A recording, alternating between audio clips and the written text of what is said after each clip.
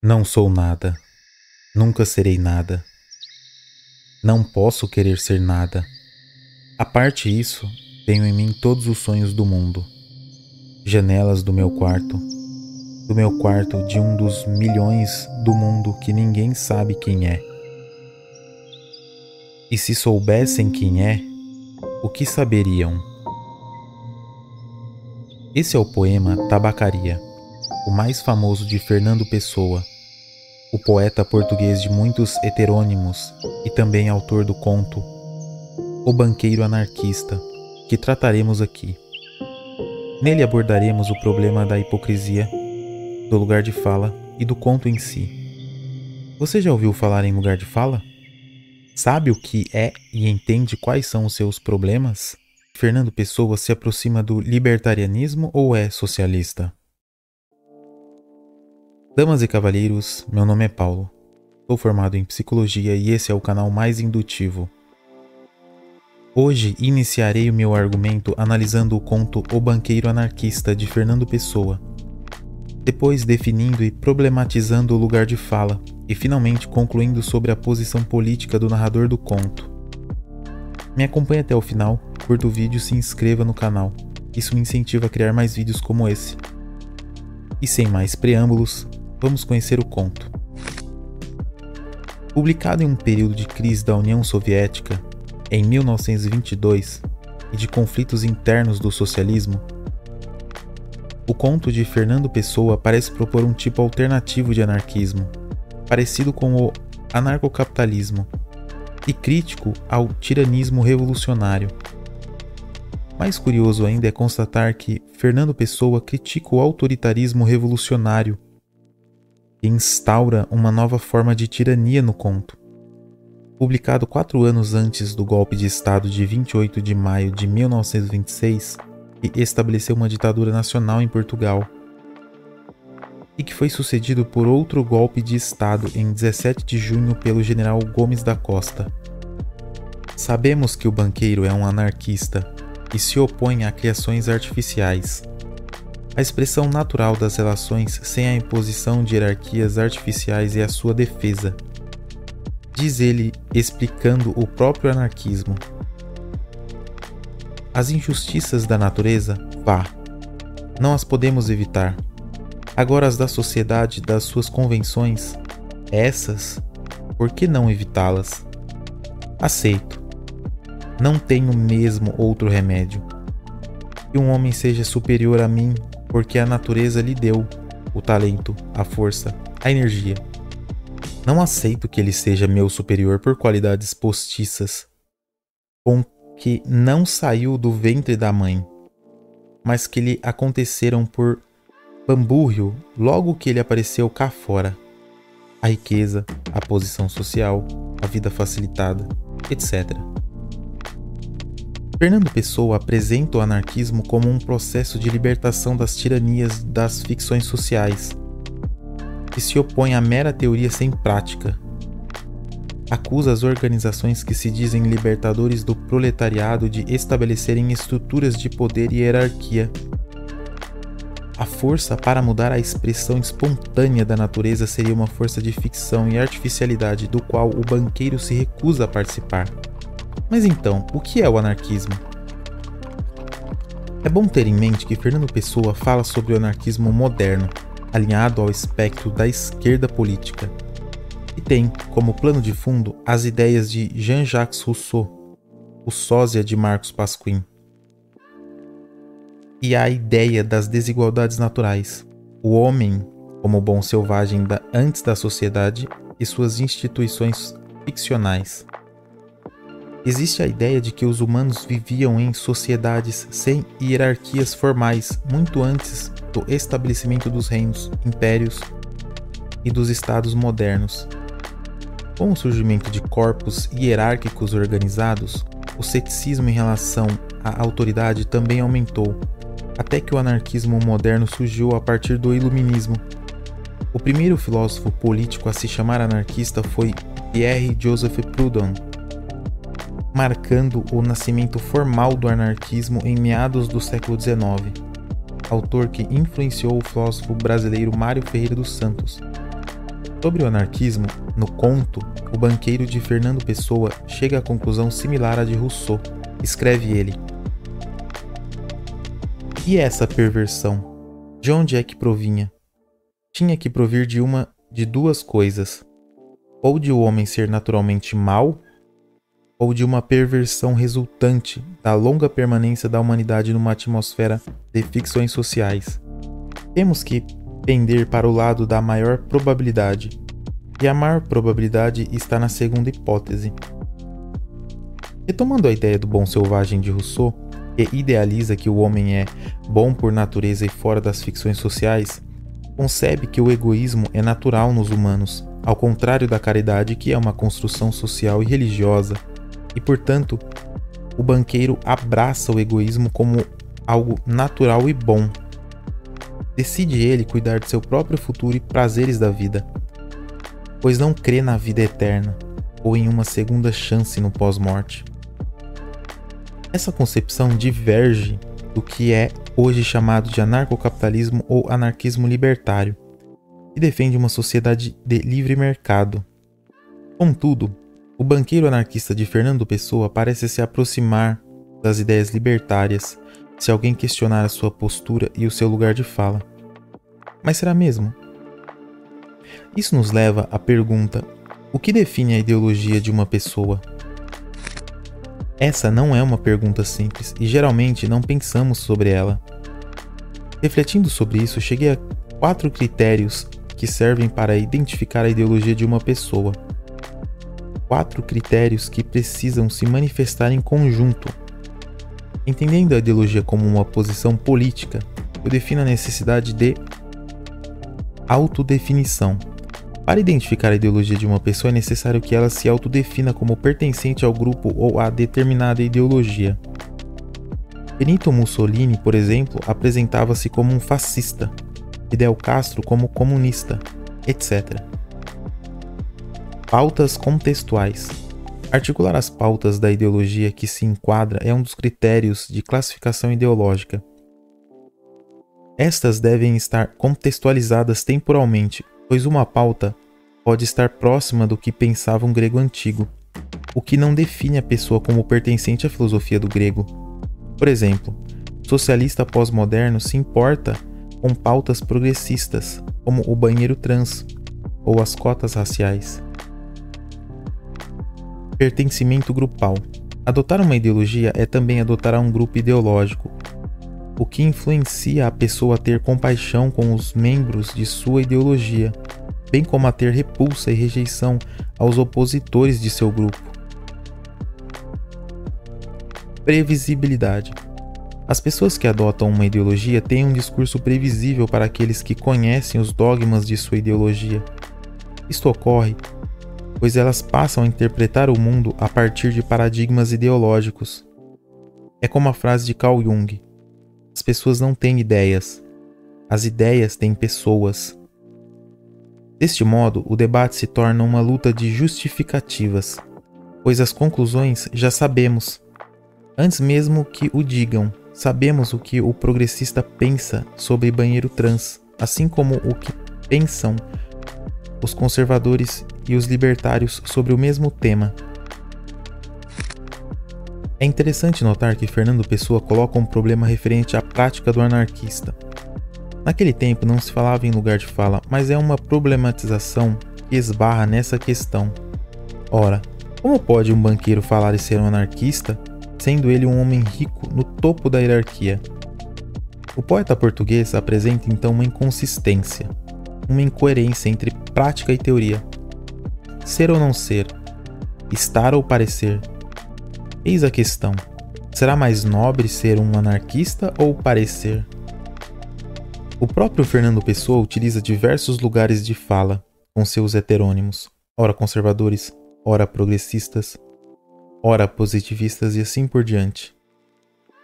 Já o banqueiro conclui que a sociedade não pode ser natural e, portanto, poderá ser o mais próximo do natural possível, que é o mais habitual.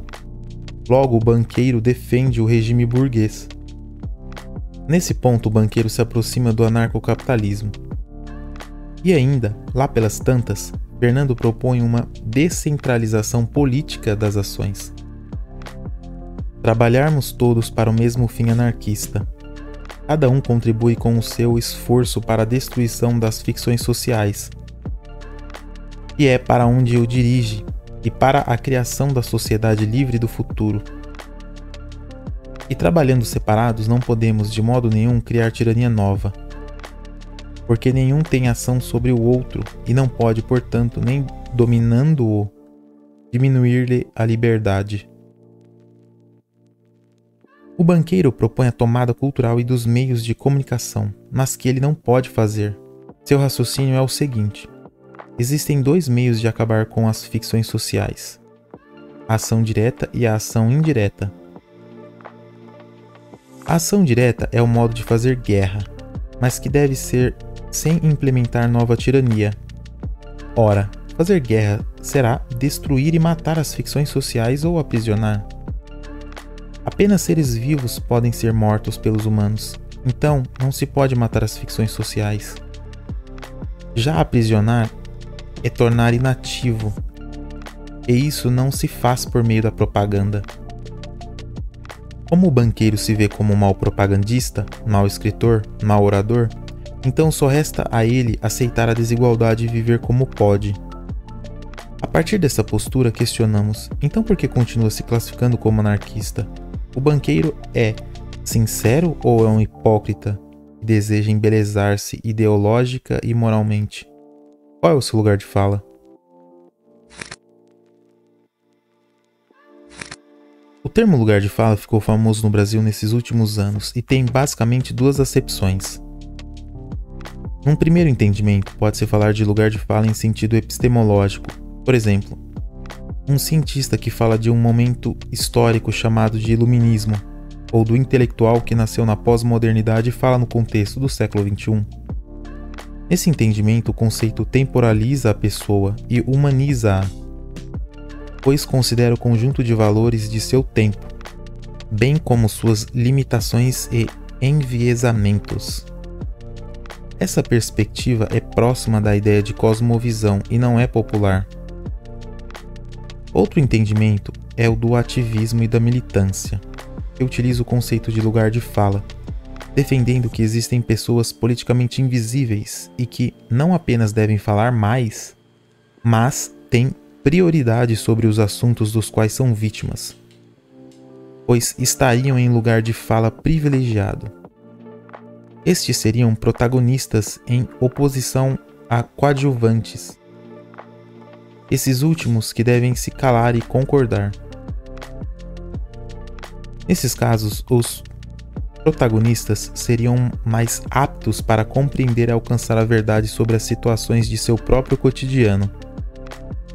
Esse segundo entendimento tornou-se polêmico e criticado até mesmo por esquerdistas, devido à sua manifestação prática que limita o discurso e cala os opositores.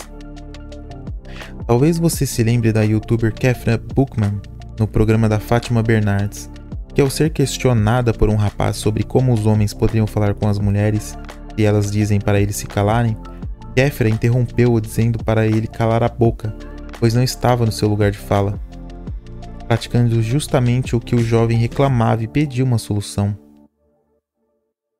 Esse uso do conceito do lugar de fala é muito similar à falácia conhecida como ad hominem, que é um discurso de autoridade para calar o outro sem precisar argumentar. É claro que os simpáticos ao conceito afirmam que estes excessos não fazem parte do lugar de fala. Entretanto, é mais razoável considerar que os conceitos políticos têm duas dimensões, a prática e a teórica, e sua manifestação nas massas. Também diz respeito sobre o conceito. Aliás, é um componente da totalidade deste conceito. Muitos defensores do lugar de fala, como legitimidade de discurso, defendem que alguém, ao adentrar um debate, deve se posicionar e, se for coadjuvante, deve retirar de si a autoridade de falar. Sobre esse conceito, podemos argumentar um ponto positivo e apresentar seus vários problemas. Vejamos. Antes de falar dos problemas do lugar de fala, podemos e devemos assumir que há um apontamento de um problema real que é chamado de viés cultural. O viés cultural é o fenômeno de interpretar e julgar fenômenos por padrões inerentes à própria cultura, e é esperado que alguém que não compartilha de experiências mais semelhantes tenha uma visão empobrecida sobre as dificuldades do outro. Por isso, ouvir a vítima é indispensável. Contudo, estar na posição de vítima ou em semelhante condição não torna ninguém protagonista. Vejamos alguns dos problemas do lugar de fala. O fenômeno chamado viés cognitivo é uma distorção de um julgamento sobre a realidade. Os indivíduos criam sua própria realidade subjetiva, sendo afetados por diversos determinantes. Por exemplo, a quantidade alterada de determinado hormônio no organismo de um indivíduo pode mudar radicalmente a sua percepção de mundo. Os seus mecanismos mentais são limitados e sujeitos às peculiaridades psicológicas próprias. São exemplos comuns de viés cognitivo: os desvios da percepção, o julgamento impreciso, a interpretação ilógica e a irracionalidade. Em primeiro lugar, a teoria de lugar de fala nega a possibilidade de um conhecimento objetivo da realidade como ela é. É a proposta de que só é possível conhecer o mundo a partir de um lugar de fala. Então, o conhecimento é transformado em uma leitura subjetiva que diz respeito mais sobre o sujeito do que sobre o objeto conhecido. Percebemos o equívoco tomando o direito como exemplo. No direito, o lugar de fala deve ser neutro e pode atestar contra você. Se o autor de um processo tem, como juiz, um colega de infância, a atuação de tal juiz é suspeita, justamente por estar enviesada sua percepção sobre o autor do processo, que é um amigo. Porém, no ativismo, essa lógica é invertida, propondo que a pessoa que deveria estar sob suspeita deve ser tomada como insuspeitável e dona da verdade. Justo ela cuja distorção da realidade lhe é conveniente, intensificada e benéfica. Há uma frase famosa de William Shakespeare que ilustra esta questão e diz: todo mundo é capaz de dominar uma dor, exceto quem a sente. Outro problema está no baixo domínio semântico das pessoas que defendem o lugar de fala. Normalmente dizem, por exemplo, que a mulher sabe mais sobre cuidar de um filho do que um homem. Acontece que mulher e homem são figuras de linguagem e, como tal, nada podem, nada fazem, nada concebem. Do mesmo modo que nós não podemos dizer que todas as mulheres são ruivas e que todos os homens são peludos, não podemos dizer com rigor, como as boas reflexões exigem, que as mulheres isso ou aquilo, sem incluir infinitas exceções. Porque homens é um termo para um grupo variado, distinto, que tem em comum a existência de um pênis e maior quantidade de testosterona no organismo, quando comparado às fêmeas da espécie humana, mas não há igualdade fenotípica, psicológica ou biológica nos membros desses grupos. Usamos esses termos coletivos para facilitar a comunicação. Note que a Maria de 32 anos que mora em Osasco e o José de 16 anos que mora em São Paulo é que existem de fato. Digamos, para ilustrar, que José nunca foi pai e Maria tornou-se mãe aos 13 anos de idade. E alguém pode perguntar: quem sabe mais sobre cuidar de filhos? Pode parecer óbvio, mas a resposta depende de uma série de variáveis, contextos e capacidade intelectiva. Por exemplo, se José cresceu cuidando de seus irmãos enquanto sua mãe trabalhava para sustentá-lo, e Maria nunca teve a guarda de seu filho por ser deficiente, é evidente que José sabe mais sobre cuidar de crianças do que Maria. Talvez você possa dizer que este caso hipotético é uma exceção. Porém, existem diversas outras exceções, de modo que poderíamos fazer vídeos de horas e horas para enumerá-las. Não vem ao caso. O fato é que uma teoria é forte na medida em que ela supera e suporta muitas exceções. E esse não é o caso da teoria do lugar de fala. já que não é preciso de muito para encontrar exceções rudimentares. Percebe-se que o problema da legitimidade do conceito de lugar de fala só pode ser tautológico, mas falha nesse ponto. Ou seja, se o lugar de fala respeita o lugar de fala de si mesmo, então não pode ser legitimado universalmente. Exemplo. Por que devemos aceitar este conceito como válido? A pessoa que ouve sobre o lugar de fala, como eu e você, está no lugar de juíza deste conceito. E como tal, temos legitimidade para aceitar ou recusar essa ideia. O próprio conceito de lugar de fala nos permite isso. Por outro lado, o militante que apresenta o conceito é apenas um popularizador e não está no lugar de fala de juiz dessa ideia. Portanto, ele mesmo não tem autoridade, ou seja, não tem lugar de fala para impor a aceitação da ideia. Se quem ouve o conceito o julga como um equívoco descartável, nada pode fazer o militante de seu lugar de fala sobre o assunto. Em outras palavras, não há justificativa filosófica para a imposição autoritária desta ideia. Qualquer pessoa no contexto do debate filosófico ou político ou fora dele tem lugar de fala para deslegitimar o conceito. A teoria do lugar de fala, como toda tese, afirma uma ideia implícita, ou seja, diríamos que ela possui uma origem epistemológica. A afirmação que encontramos nessa teoria é a de que o conhecimento prático, a experiência individual, é superior ao conhecimento teórico, ou ainda que o conhecimento teórico não existe. Imagine o seguinte: a Maria vai a uma sessão de psicoterapia comigo para resolver questões sobre o seu filho. Eu sou homem, logo não tenho útero, portanto não posso ser mãe. Todavia, como psicólogo, possuo conhecimento teórico sobre o desenvolvimento infantil e o papel da mãe. Maria, por outro lado, possui apenas o conhecimento vivencial, pois é mãe na prática. Aliás, se é, como dizem, mãe de primeira viagem, pouco sabe sobre esse assunto.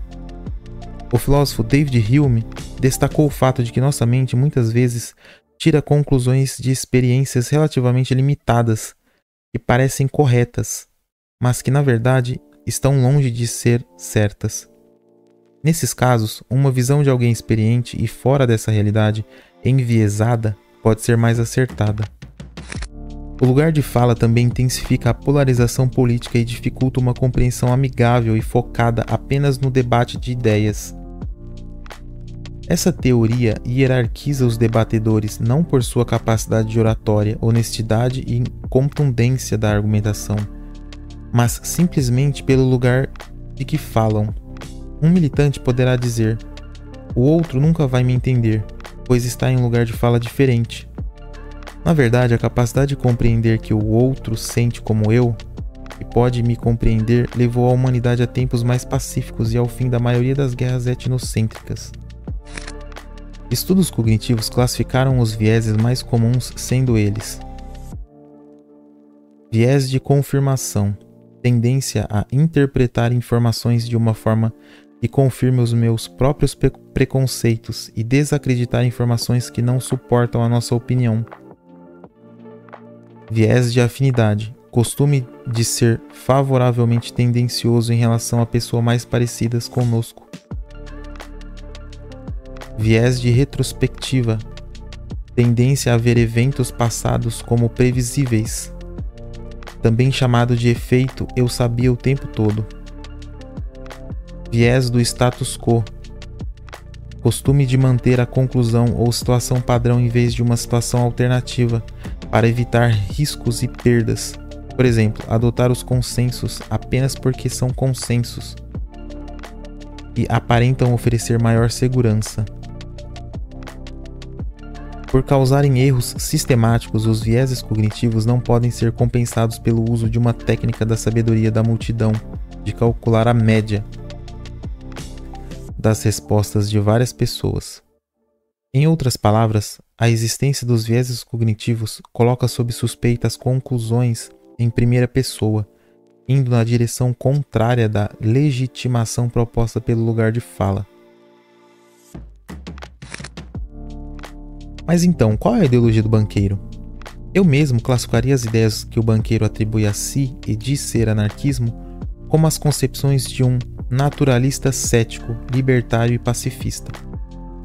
Mas analisando suas opiniões com base nos critérios que eu mesmo defini, não chegamos a essa conclusão.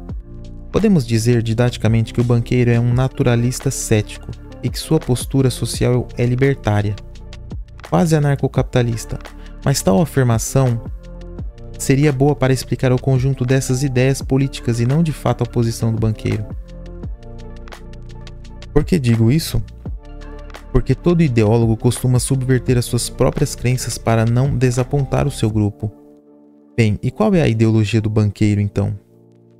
Pois é, como percebemos, ele apresenta-se como anarquista, fez parte de grupos anarquistas e tem alguma simpatia por seus antigos companheiros. Suas pautas estão contextualizadas com o movimento, e, entretanto, não podemos dizer que há previsibilidade em seu discurso. O banqueiro afirma-se como um homem que tem ideias e não que se deixa manipular por elas. Esse último critério não atendido é o que dá valor ao texto de Fernando Pessoa. É o que causa o conflito. Eu diria que o banqueiro é um anarquista não ideólogo, o que é, obviamente, uma contradição. Mas a existência da contradição não refuta a análise, nem é algo impossível de se encontrar na literatura. E se você gostou desse vídeo, se inscreve no canal, curta, compartilhe e comenta aí embaixo o que você pensa sobre o conceito de lugar de fala. Nesse vídeo nós conhecemos um pouco desse conceito, dos seus problemas e sobre o conto O Banqueiro Anarquista de Fernando Pessoa. Até o próximo vídeo e aquele abraço.